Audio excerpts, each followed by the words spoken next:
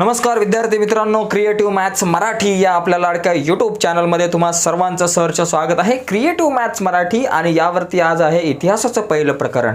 इयत्ता 10वी इतिहास पहिलं प्रकरण, इतिहास लेखन पाश्चात्य परंपरा यावर आपल्याला चर्चा करायचं आहे. पहिलं प्रकरण आहे इतिहास लेखन पाश्चात्य परंपरा. खूप इम्पॉर्टंट प्रकरण आहे मित्रांनो. सुरू करूयात आपण या प्रकरणावरती.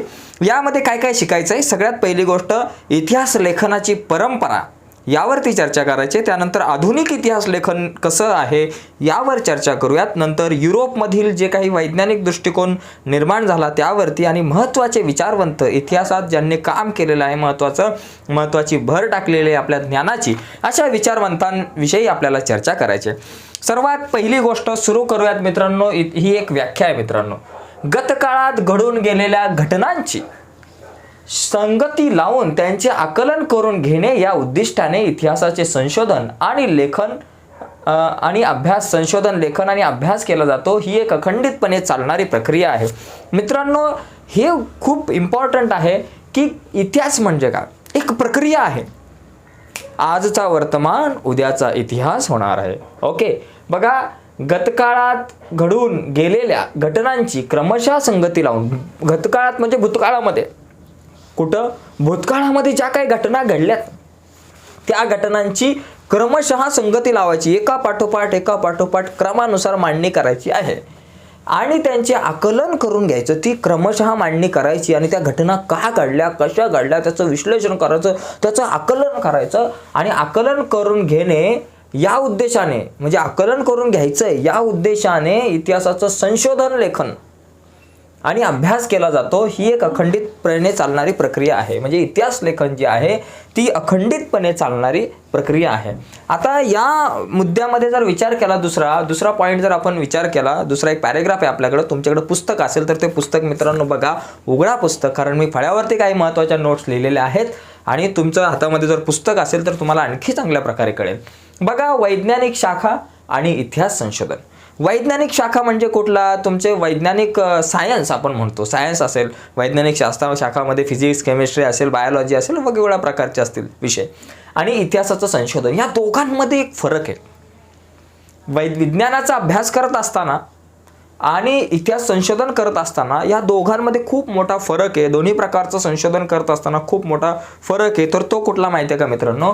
वैज्ञानिक ज्या शाखा असतात त्या शाखांमध्ये उपलब्ध ज्ञानाची पडताळणी पाहण्यासाठी किंवा उपयुक्त ज्ञानाची सत्यता म्हणजे खरेपणा पडताळून पाहण्यासाठी प्रायोगिक पद्धती आणि प्रत्यक्ष निरीक्षण यांचा अवलंब केला जातो. म्हणजे विज्ञानामध्ये जर तुम्हाला एखाद्या गोष्टीवर अभ्यास करायचा असेल तर तुम्ही प्रयोग करता आणि प्रयोग करताना सगळं साहित्य तुमच्या डोळ्यासमोर असतं आणि तुम्ही वारंवार एखाद्या गोष्टीवरती प्रयोग करू शकता. त्याचबरोबर या पद्धतीच्या आधारे, म्हणजे प्रयोग करण्याच्या पद्धतीच्या आधारे विविध घटनांच्या संदर्भातील सार्वकालिक व सार्वत्रिक नियम मांडणे आणि ते पुन्हा पुन्हा सिद्ध करता येणे शक्य असते. म्हणजे विज्ञानामध्ये तुम्ही ज्यावेळेस अभ्यास करता, एखाद्या गोष्टीविषयी रिसर्च करत असता, त्यावेळेस तुम्हाला वारंवार तुम्ही सतत प्रयोग करू शकता आणि सतत प्रयोग करून एखादी गोष्ट तुम्ही सिद्ध करू शकता. परंतु बंधु, इतिहास में थोड़ा सा अलग रहता है. इतिहासात काय असतं? इतिहासाचं संशोधन करत असताना काय प्रॉब्लेम होतो माहिती आहे का? इतिहासाच्या संशोधनात हे प्रयोग करता येत नाही. म्हणजे काय होतं की याच्यामध्ये प्रायोगिक पद्धती आणि प्रत्यक्ष निरीक्षण यांचा अवलंब करणं शक्यच नसतं. तुम्ही प्रयोग नाही करू शकता आणि प्रत्यक्ष निरीक्षण नाही करू शकत इथं इतिहासामध्ये जाऊन.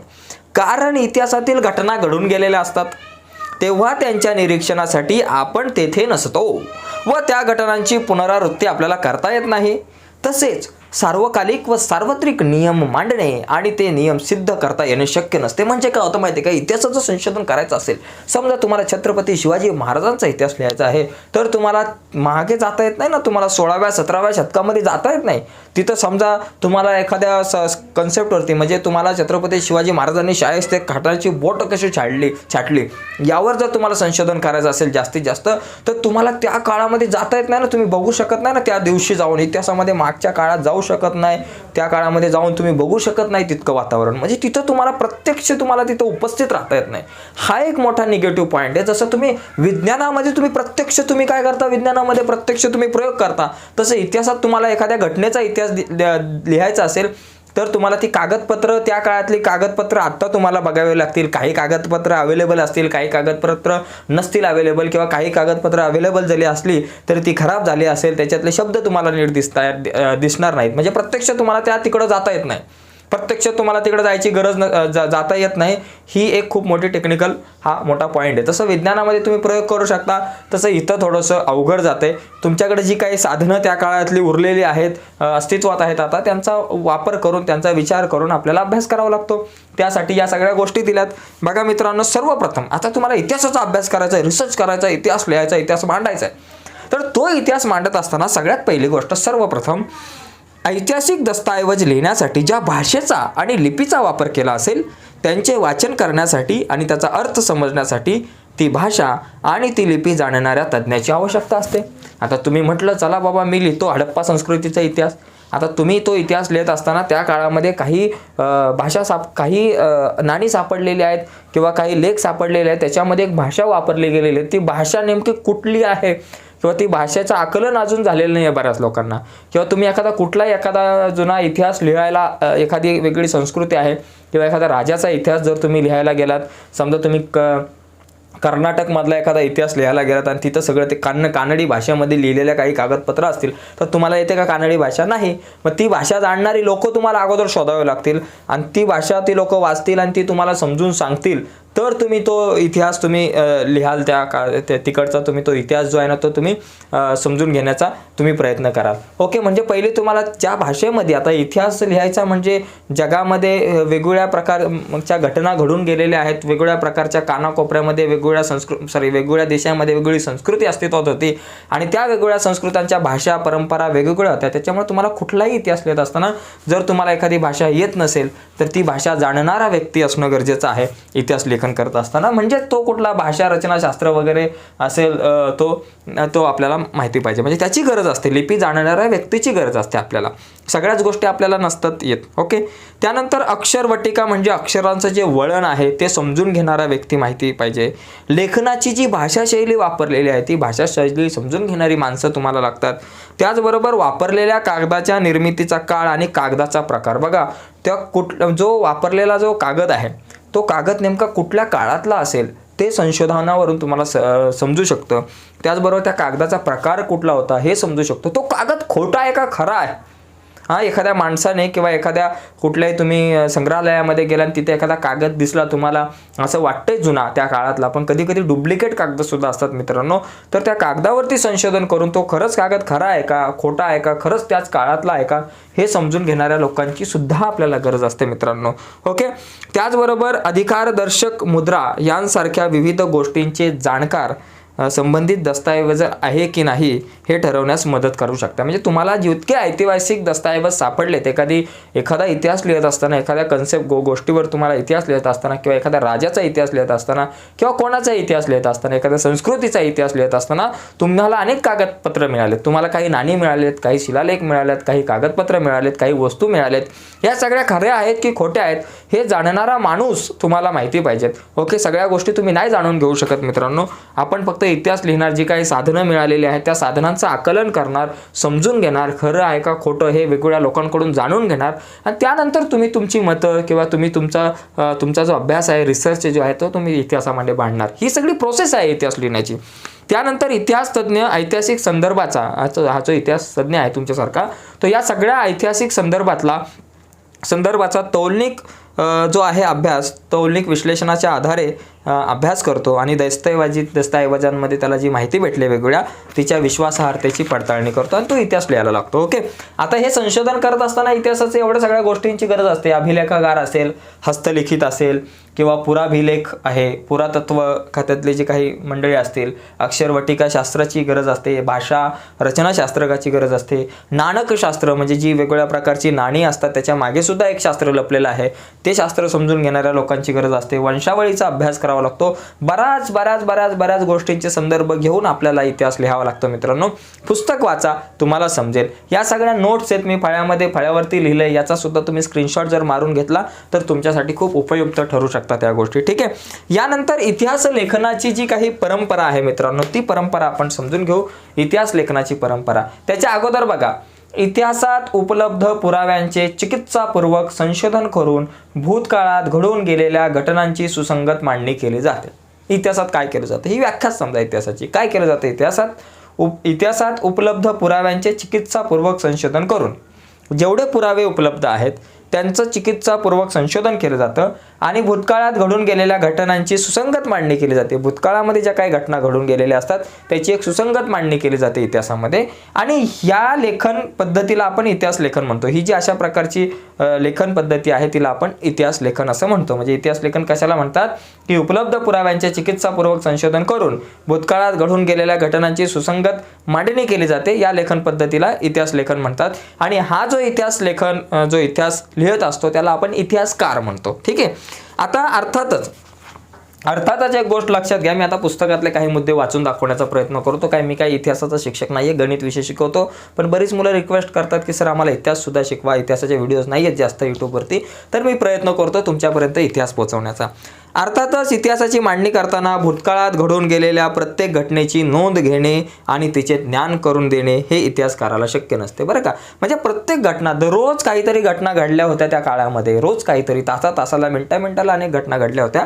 त्या प्रत्येक घटनेची नोंद आपल्याला इतिहास लिहिताना घेता येत नाही, काही मर्यादा आहेत.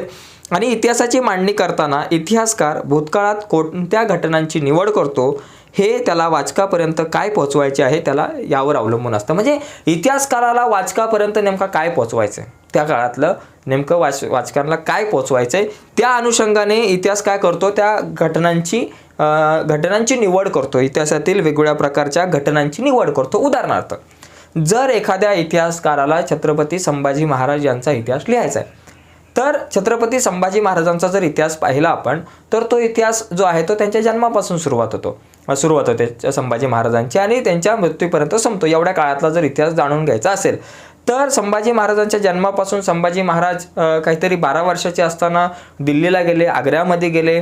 ओके, आग्र्यामध्ये गेल्यानंतर मग त्यांना मनसबदारी वगैरे भेटली, अशा प्रकारचा इतिहास आहे. ओके, आता मी जास्त डिटेल्समध्ये नाही जात, पण इतिहास काय करणार, त्या काळामध्ये संभाजी राजांशी रिलेटेड ज्या काही घटना घडल्या तेवढ्याच घटना जो आहे तो लिहिणार, तेवढ्याच घटनांचा तो अभ्यास करणार. परंतु त्या काळामध्ये छत्रपती शिवाजी महाराज सुद्धा होते. पण छत्रपती शिवाजी महाराज यांच्याविषयी जास्त माहिती घेण्याचा प्रयत्न किंवा छत्रपती शिवाजी महाराजांच्या आयुष्यामध्ये सुद्धा बऱ्याचशा घटना घडल्या, बऱ्याचशा लढाया छत्रपती शिवाजी महाराजांनी केल्या संभाजी महाराजां लहान असताना सुद्धा. ओके, परंतु छत्रपती शिवाजी महाराजांनी ज्या काही लढाया केल्या, जी काही कामं केली, ज्या काही घटना त्यांच्यासोबत घडलेल्या आहेत त्या घटना इतिहासकार नाही निवडणार. इथं इतिहास काय करणार की संभाजी महाराज आणि त्यांच्याशी रिलेटेड ज्या काही घटना आहेत किंवा ज्या घटनेमध्ये संभाजी महाराज छत्रपती शिवाजी महाराज दोघे असतील अशा प्रकारच्या ज्या घटना आहेत त्या घटना इतिहासकार निवडणार आहे. कारण इतिहासकाराला काय करायचं आहे, संभाजी महाराजांचा इतिहास पोहोचवायचा आहे. म्हणजे जर एखाद्या इतिहासकाराला संभाजी महाराजांचा इतिहास तुमच्यापर्यंत पोहोचवायचा असेल तर तो संभाजी महाराजांशी रिलेटेडच घटनांची निवड करणार. ओके, तो छत्रपती शिवाजी महाराजांशी रिलेटेड असणाऱ्या घटनांची निवड जी आहे तो कमी करेल. अशाच घटनांची निवड करेल की जिथे संभाजी महाराज आणि छत्रपती शिवाजी महाराज एकत्र आहे. किंवा एखाद्याला छत्रपती शिवाजी महाराजांचा इतिहास लिहायचा असेल तर तो त्या काळामध्ये संभाजी महाराज सुद्धा होते, मग संभाजी महाराजांवरती जास्त तो भर देणार नाही. फक्त काही घटनांमध्ये संभाजी महाराज ज्यावेळेस छत्रपती शिवाजी महाराजांच्या सोबत असेल त्या घटनांचा फक्त थोडक्यात तो उल्लेख करेल. परंतु जिथं महाराज आहेत त्या घटना तो जास्तीत जास्त घेण्याचा प्रयत्न करेल. तुमच्या लक्षात आलं असेल की इतिहासकार काय करतो, त्याला लोकांपर्यंत काय पोहोचवायचं आहे त्या अनुषंगाने तो त्या काळातल्या घटनांची निवड करत असतो. ओके, पुढचा मुद्दा बघा. निवडलेल्या घटना आणि त्यांची मांडणी करत असताना अवलंबलेला वैचारिक दृष्टिकोन या गोष्टी इतिहासकाराच्या लेखनाची एक शैली जी आहे ती निश्चित करतात.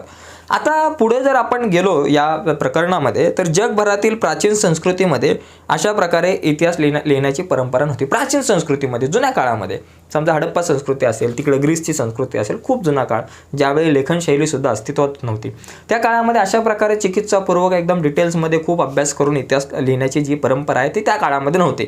एवढी सजग नव्हती लोक, एवढी जागृत नव्हती, एवढा त्यांचा अभ्यास नव्हता.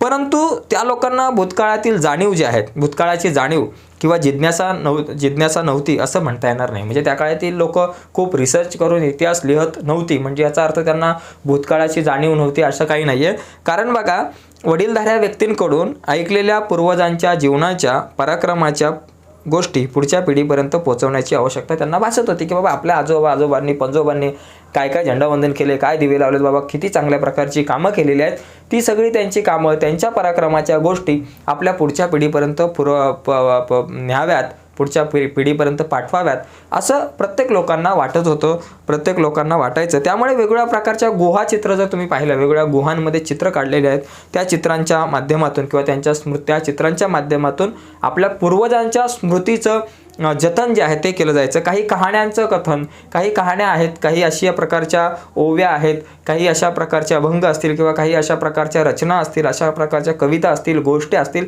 की ज्या कुठं लिखित स्वरूपामध्ये नाही. अशी काही लोकगीते असतील जी लिखित स्वरूपामध्ये नाही आहेत, परंतु ती मौखिक स्वरूपामध्ये एका पिढीकडून दुसऱ्या पिढीकडे आलेली आहे. आजही जुन्या काळातली जी काही आपली म्हातारी माणसं असतात, आजी असतील, आजोबा असतील, यांच्याकडे काही अशा प्रकारच्या गोष्टी असतील की ज्या कुठे लिहिलेल्या नसतील किंवा ज्या गोष्टी तुम्ही कधी आयुष्यामध्ये ऐकलेल्या सुद्धा नसतील, अशा प्रकारच्या गोष्टी सुद्धा तुमच्या आजी आजोबांच्या तोंडून आता तुम्हाला ऐकायला मिळू शकतात. किंवा अशा काही कविता सुद्धा असू शकतात, अशी काही गाणी असू शकतात की जी फक्त त्यांच्यापर्यंतच सीमित राहिली, त्यांच्याकडून मौखिक परंपरेने पुढे आलेली आहेत, ती कुठे लिहिलेली नाहीये. ओके, गीत असतील, कहाण्या असतील, पोवाडे असतील, ओके, गायन यांसारख्या परंपरा जगभरातील संस्कृतीमध्ये अतिप्राचीन काळापासून अस्तित्वात आल्या होत्या. आधुनिक इतिहास लेखनात त्या परंपरांचा साधनांच्या स्वरूपात उपयोग केला जातो. आता आधुनिक इतिहास लिहित असताना त्या ज्या काही परंपरा आहेत जुन्या, त्यांचा एक साधन म्हणून वापर केला जातो नवा इतिहास लिहिण्यासाठी. नवा इतिहास म्हणजे इतिहास जुनाच आहे, परंतु तो नव्याने लिहिण्यासाठी, नव्या पद्धतीने लिहिण्यासाठी. ओके, आता यामध्ये एक फोटो आहे पुस्तकामध्ये. ओके, मी नंतर या व्हिडिओमध्ये तुमच्या समोर आणण्याचा प्रयत्न करेन. हा जो फोटो एक तुम्ही बघा, पान नंबर 2 वरती एक फोटो दिलेला आहे, एक चित्र दिलेलं आहे. हे चित्र काय आहे तुम्हाला सांगतो मित्रांनो. फ्रान्समध्ये लुव्र या संग्रहालयामध्ये सर्वाधिक प्राचीन हा शिलालेख आहे. सर्वात प्राचीन शिलालेख जगातला फ्रान्समधील लुव्र. आता इथं इतिहास लेखनाचा फ्रान्समधील लुव्र, इथं आता लुव्र असं आहे बरं का, लुव्र पुस्तकामध्ये असेल बघा. फ्रान्समधल्या लुव्र या संग्रहालयामध्ये सर्वात जुना प्राचीन शिलालेख आहे. या शिलालेखामध्ये काय माहिती आहे का, चित्र एक हातामध्ये ढाल घेतलेला एक मोठा सेनापती आहे आणि त्याच्या मागे अनेक सैनिक आहेत. त्याच्या मागे काय आहे, सैनिक आहेत आणि ते सैनिक सुद्धा ढाल घेऊन अतिशय शिस्तबद्ध पद्धतीने उभे आहेत चित्रामध्ये. म्हणजे एक युद्धाचा प्रसंग आहे किंवा युद्धाला जातात म्हणजे त्या काळापासून युद्ध होत होती आणि युद्धाचा प्रसंग या चित्रामध्ये, या शिलालेखामध्ये असल्याचं दिसतं. कारण पुढे ढाल घेऊन एक सेनापती आणि मागे सैनिक आहेत, ढाला घेऊन एकदम रांगेत शिस्तबद्ध पद्धतीने जे आहे ते उभे राहिलेले आपल्याला दिसतात. ऐतिहासिक घटनांच्या लिखित नोंदी करण्याच्या परंपरेची सुरुवात मेसोपोटेमियातील सुमेर संस्कृतीमध्ये झाली. आता मेसोपोटेमियातील सुमेर संस्कृतीमध्ये या काळाची सुरुवात झाली. मेसोपोटेमियामधल्या सुमेर संस्कृतीमध्ये प्राचीन काळापासून इतिहास लेखनाची जी काही परंपरा जी आहे, इतिहास लिखिताच्या ज्या नोंदी करण्याची परंपरा जी आहे तिची सुरुवात झाली. सुमेर साम्राज्यात होऊन गेलेले राजे, त्यांच्यामधील संघर्षाच्या कहाण्या यांची वर्णने तत्कालीन शिलालेखामध्ये आहे. म्हणजे सुमेर संस्कृतीमध्ये जे काही राजे झाले, सुमेर संस्कृतीमध्ये जे राजे होऊन गेले, ज्यांनी काय पराक्रम केले, त्यांच्या पराक्रमाच्या गोष्टी या शिलालेखांमध्ये पाहायला मिळतात. कशामध्ये? शिलालेखांमध्ये. या सुमेर संस्कृती, मेसोपोटेमियामधील सुमेर संस्कृती जी आहे तिचा जन्म झाला. या सुमेर संस्कृतीमध्ये शिलालेख लिहिण्याची परंपरा किंवा ज्या काही घटना घडल्या ऐतिहासिक चांगल्या मोठ्या त्या घटना ज्या आहेत त्या लिखित स्वरूपामध्ये या शिलालेखांमध्ये आणल्या जायच्या. ओके, आणि त्या काळामध्ये ज्या काही राजांनी पराक्रम केले त्या पराक्रमाच्या गोष्टी या शिलालेखांमध्ये असल्याचे आपल्याला दिसून येतो. ओके, आता याच्यामध्ये त्यातील सर्वाधिक प्राचीन शिलालेख सुमारे 4500 वर्षापूर्वीचा शिलालेख सुमेरमधील 2 राज्यांमध्ये झालेल्या युद्धांची नोंद करणारा असून तो सध्या फ्रान्समधील लुव्र या जगप्रसिद्ध संग्रहालयामध्ये ठेवलेला आहे. ठीक आहे, आता यानंतर आपण थोडंसं पुढे जाऊयात आणि आधुनिक इतिहास लेखनाची महत्त्वाची वैशिष्ट्ये जी आहेत त्या वैशिष्ट्यांवरती आपण चर्चा करूयात. आधुनिक इतिहास लेखन करत असताना हे 4 पॉईंट लिहून घ्या किंवा स्क्रीनशॉट मारून घ्या, खूप इम्पॉर्टंट आहे की ही पद्धत जी आहे, इतिहास लेखनाची जी काही पद्धत आहे त्या पद्धतीची 4 प्रमुख वैशिष्ट्ये आहेत. सगळ्यात पहिली गोष्ट, ही पद्धत शास्त्रसुद्धा आहे. तिची सुरुवात योग्य प्रश्नांची मांडणी करण्यापासून होते. म्हणजे ही जी पद्धत आहे ती अतिशय शास्त्रसुद्धा आहे आणि या पद्धतीची सुरुवात जी आहे ती योग्य प्रश्नांची मांडणी केली जाते आणि त्या प्रश्नांची उत्तरं शोधण्याचा प्रयत्न केला जातो. ओके, त्यानंतर हे जे प्रश्न आहेत म्हणजे या इतिहास लेखनाच्या परंपरेची किंवा जे वैशिष्ट्य आहे आधुनिक इतिहास लेखनाच्या परंपरेचं, ते एक विशिष्ट प्रश्न विचारून सुरुवात केली जाते आणि हे जे प्रश्न आहेत ते मानवकेंद्री असतात. म्हणजे भूतकाळातील विविध मानवी समाजाच्या सदस्यांनी विशिष्ट कालावधीत केलेल्या संस्कृती कृतीसंबंधी असतात. म्हणजे प्रश्न मानव केंद्रीय असतात आणि भूतकाळामध्ये त्या मानवाच्या पूर्वजांनी किंवा त्या समाजाच्या सदस्यांनी जे काही कामं केलेले आहेत, जे काही विशिष्ट कृती केलेल्या आहेत, त्या कृती या इतिहासात असतं. त्या कृतीसंबंधी हे प्रश्न असतात. आणि एक इम्पॉर्टंट गोष्ट, या ज्या कृती आहेत त्यांचा संबंध देवदेवतांशी जोडला जात नाही. कुठल्याही प्रकारच्या अंधश्रद्धेशी आणि देवदेवतांशी यांचा संदर्भ, या कृतींचा संदर्भ जोडला जात नाही. हा एक महत्त्वाचा मुद्दा आपल्याला इथे समजून घेणं गरजेचं आहे. त्यानंतर हे जे प्रश्न असतात, या प्रश्नांच्या इतिहासातील उत्तरांना विश्वासार्ह पुराव्यांचा आधार असतो. हे जे काय प्रश्न आहेत, या प्रश्नांची जी उत्तरं शोधली जातात, त्या उत्तरांना विश्वासार्ह पुराव्याचा आधार, पुरावे जे दिले जातात ते अतिशय विश्वासार्ह असतात. त्यामुळे इतिहासाची मांडणी तर्कशुद्ध होते, लॉजिकली होते. पुढचा चौथा मुद्दा, मानवजातीने भूतकाळात केलेल्या कृतींच्या आधारे, मानवजातीने ज्या काही भूतकाळामध्ये कृती केलेल्या आहेत त्या कृतींच्या आधारे मानवजातीच्या वाटचालींचा वेध घेतला जातो. ज्या काही भूतकाळात कृती केलेल्या आहेत त्या कृतींच्या आधारे मानवाच्या वाटचालीचा वेध घेतला जातो. जी काही वाटचाल झालेली आहे, जी काही प्रगती झालेली आहे, तिचा वेध इतिहासामध्ये घेतला जातो. तर हे 4 अतिशय महत्त्वाचे मुद्दे आहेत, ते आपल्याला समजून घेणं गरजेचं आहे. लिहून घ्या वाटलंच तर. पुढचा मुद्दा बघा, या सगळ्या वैशिष्ट्यांनी युक्त असलेल्या आधुनिक इतिहास लेखनाच्या परंपरेची बीजे प्राचीन ग्रीक इतिहासकारांच्या लेखनात आढळतात. म्हणजे ही जी काही वैशिष्ट्ये आहेत, याची जी बीजे आहेत आधुनिक इतिहास लेखनाच्या परंपरेची, ही सगळी बीजे आपल्याला कुठे आढळतात, तर प्राचीन ग्रीक इतिहास लेखनात. कुठल्या? प्राचीन ग्रीक इतिहास लेखन, ग्रीक इतिहास लेखनात आपल्याला आढळतात. ही सगळी जी वैशिष्ट्ये आहेत ती आपल्याला ग्रीक इतिहास लेखनामध्ये आढळतात, हे समजून घेणं गरजेचं आहे. असे मानले जाते की हिस्ट्री हा शब्द, हिस्ट्री कुठला शब्द? हिस्ट्री म्हणजे इतिहास. हिस्ट्रीला आपण इंग्लिशमध्ये काय म्हणतो? इतिहास म्हणतो. हिस्ट्री हा जो शब्द आहे तो इसवी सन पूर्व 5व्या शतकात होऊन गेलेला हेरोडोटस, काय नाव? हिरोडोटस जो आहे इतिहासकार, 5व्या शतकामध्ये होऊन गेलेला हिरोडोटस जो आहे ना, याने आपल्या पुस्तकाच्या, आपल्या ग्रंथाच्या शीर्षकासाठी वापरला होता द हिस्ट्रीज. त्याने ग्रंथ लिहिला होता द हिस्टरीज. आता हे 3 शब्द, द हिस्टरीज, 3 शब्द खूप महत्त्वाचे आहेत. हिस्ट्री, हेरोडोटस आणि द हिस्टरीज. हिस्ट्री जो शब्द आहे तो सर्वप्रथम 5व्या शतकामध्ये हेरोडोटस हा जो एक विचारवंत आहे, त्याने ग्रंथ लिहिला होता द हिस्ट्रीज. त्याच्या ग्रंथाच्या शीर्षकासाठी त्याने हा शब्द वापरला. रिकामी जागा, एका वाक्यात उत्तरे किंवा बहुपर्यायी प्रश्न, जोड्या लावा यांसारख्या प्रश्नामध्ये हे 3 मुद्दे खूप महत्त्वाचे आहेत. हे 3 शब्द खूप महत्त्वाचे आहेत.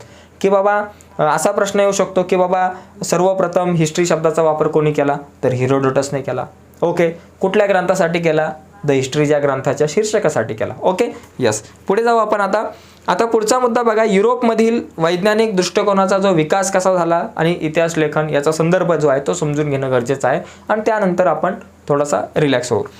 पुढे बघा, इसवी सनाच्या 8व्या शतकाच्या काळापर्यंत युरोपमध्ये तत्त्वज्ञान आणि विज्ञान या क्षेत्रामध्ये लक्षणीय प्रगती झाली. इसवी सन 18व्या शतकाच्या काळापर्यंत, 18व्या शतकापर्यंत इतिहासामध्ये विज्ञान आणि तत्त्वज्ञान या विभागामध्ये खूप प्रगती झाली होती युरोपमध्ये. ओके. आणि वैज्ञानिक पद्धतीचा उपयोग करून सामाजिक आणि ऐतिहासिक वास्तवांचा सुद्धा अभ्यास करता येणे शक्य झाले होते, असा विश्वास विचारवंतांना वाटू लागला. की विचारवंतांना काय वाटू लागला विश्वास?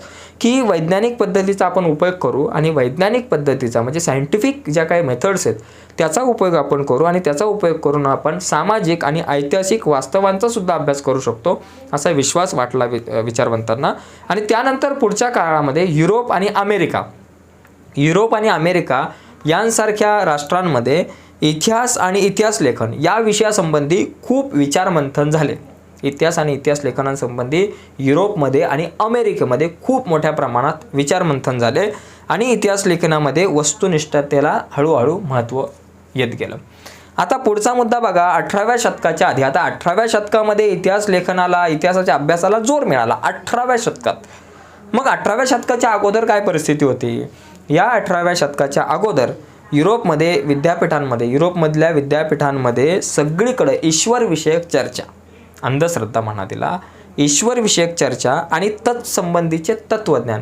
म्हणजे 18व्या शतकाच्या अगोदर शाळांमध्ये असतील, विद्यापीठांमध्ये असेल, 2 गोष्टींना जास्त महत्त्व. एक तर ईश्वरविषयक तत्त्वज्ञान आणि त्याचबरोबर त्यासंबंधी ईश्वरविषयक चर्चा आणि त्या संदर्भातलेच तत्त्वज्ञान यावरच सगळा अभ्यास किंवा सगळं अभ्यासक्रमाला महत्त्व दिलं जात होतं. परंतु हळूहळू हे सगळं चित्र पुढं बदललं आणि 18व्या शतकामध्ये म्हणजेच 18व्या शतकाच्या सुरुवातीस म्हणजे इसवी सन 1737 मध्ये बघा 1737 जर आपण विचार केला, इसवी सन 1737 जर्मनीमधील जर्मनीमधील गॉटिंगेन विद्यापीठाची स्थापना झाली. कुठं? 1737 म्हणजे 18व्या शतक सुरू झालं होतं. ओके, या शतकाच्या सुरुवातीला जर्मनीमध्ये गॉटिंगेन एक विद्यापीठ आहे. गॉटिंगेन विद्यापीठ, याला आपण म्हणू विद्यापीठ गॉटिंगेन विद्यापीठ जे आहे या विद्यापीठाची स्थापना झाली आणि या विद्यापीठात प्रथम इतिहास विषयाला स्वतंत्र स्थान देण्यात आले आणि त्या पाठोपाठ जर्मनीतील इतर विद्यापीठामध्ये सुद्धा इतिहासाच्या अभ्यासाची सुरुवात झाली, इतिहासाच्या अभ्यासाची केंद्र बनले. सर्वप्रथम गॉटिंगेन या विद्यापीठामध्ये इतिहास विषय जो आहे त्या इतिहास विषयाला स्वतंत्र स्थान देण्यात आलं होतं 1737 मध्ये. ओके, तर ही सगळी इन्फॉर्मेशन आपण बघितली, या सगळ्या मुद्द्यांवरती चर्चा केली. आता मी थोडासा बाजूला होतो, तुम्हाला जर या सगळ्या स्क्रीनचा जर स्क्रीनशॉट मारून घ्यायचा असेल तर तो तुम्ही घेऊ शकता आणि तुमच्या मोबाईलमध्ये या नोट्स सेव्ह होतील. यस, तर मित्रांनो आजची चर्चा इथंच थांबूयात. व्हिडिओ नक्कीच आवडले असेल तर प्लीज व्हिडिओला लाईक करा. नवीन असाल तर चॅनल सबस्क्राईब करून त्या बाजूला असलेलं बेलचं बटन दाबायला विसरू नका.